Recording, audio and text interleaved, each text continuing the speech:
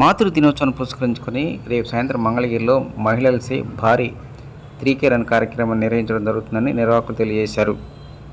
ఈ కార్యక్రమంలో పాల్గొనడానికి విజయవాడ, గుంటూరు లాంటి నగరాలతో పాటు రాష్ట్రంలోని వివిధ ప్రాంతాల నుంచి మహిళలు పెద్ద సంఖ్యలో హాజరు కానున్నారు. రేపు సాయంత్రం 6 గంటలకు ఎన్ఆర్ఐ హాస్పిటల్ దగ్గర నుంచి ప్రారంభమయ్యేటువంటి ఈ 3K రన్ను బస్టాండ్ వరకు సాగుతుంది.